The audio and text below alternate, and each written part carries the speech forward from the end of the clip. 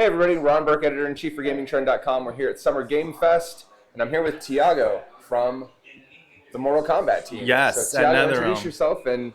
Hi, my name's Tiago. I work at NetheRealm. I'm an art development director there. I've been there for 12 years now, and it's awesome to be here with everyone.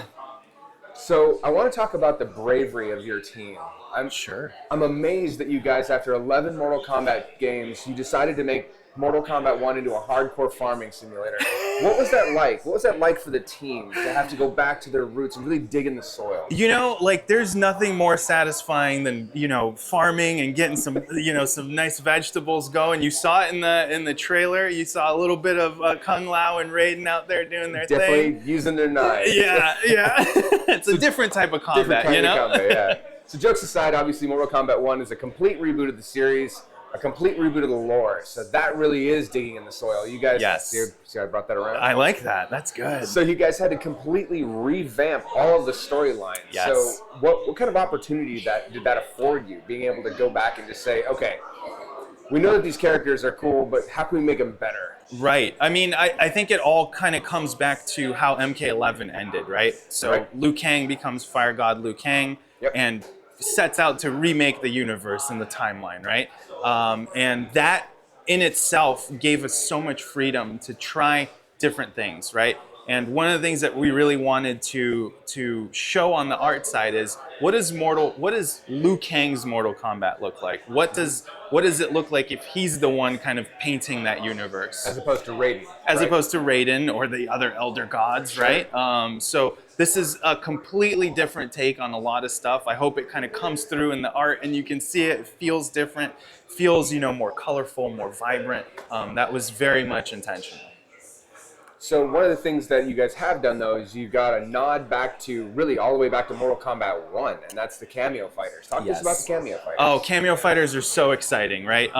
First, you get the iconic kind of old school costumes on them, which is really awesome to see. They also have their old school fatalities too. I don't know if you got to see that. I pulled off a few myself. Nice, very good. But gameplay wise, they're really exciting because they really open up a whole new kind of avenue for creativity and expression when a player is picking their characters, right? So it not only do you have your main character to pick, you can also find a cameo that enhances your play style, however you want to play, right? So if you want someone that's going to help you extend combos, pick Sonya. She's got a couple pop-ups, she's got a mid-air, and it's awesome for kind of keeping those long combos going. If you want someone that's a little bit more technical, that's going to help you out in a situational kind of character, that's Jax for you. He comes in, he's got that mid-air grab, right? And there are so many more kind of different variations there, and we're really kind of excited to just see how the players kind of pick their main character and their cameos, and how it's going to be really awesome to kind of see that interaction.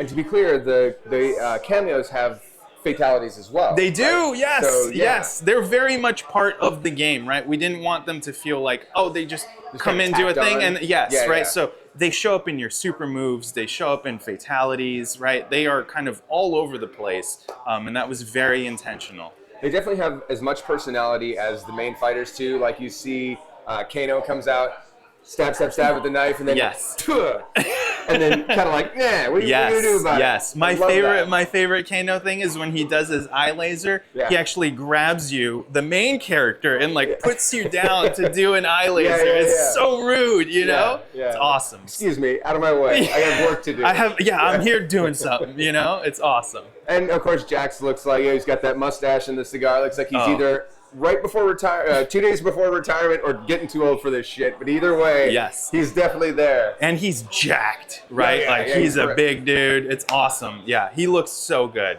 Love Jax. I know this is going to be right up your alley, but the environmentals. I'm really blown away by how awesome the environmentals look. Yes. I mean, one of those stages that we got to fight in looked like a penthouse. Yes. There's the pink Johnny Cage's mansion. Yes. Johnny Cage's mansion. Yes. And the draw distance out in the distance. If you can take your eyes off the fighters for a second, in the background there's so much going on. Yes. And that's super cool. So. It is. On the environment team, there's so many talented artists there, and we love to kind of go in and put little fun things for the players to look at. And there's like little bits of storytelling in there, and just pay attention. There's so much back there to look for. Yes. All over the place. Yes, absolutely. So one of the things I liked about MK11, and really kind of goes into some of the other NetheRealm games, was the ability to use the environments. Like you could jump onto a chandelier, swing yourself around, and attack. Right. Are there environmental attacks in this one, or no? So no, there are no environmental attacks, but we do have a ton of kind of physics interactions. So like, you know, Raiden has got this move where he kind of sucks in stuff, and you'll get, you know, the debris around yes, the you'll area. see the debris around the area kind of suck in. There's certain moves that other characters have that kind of have, you know, impact forces and stuff like that that kind of really make you feel like you're in that environment.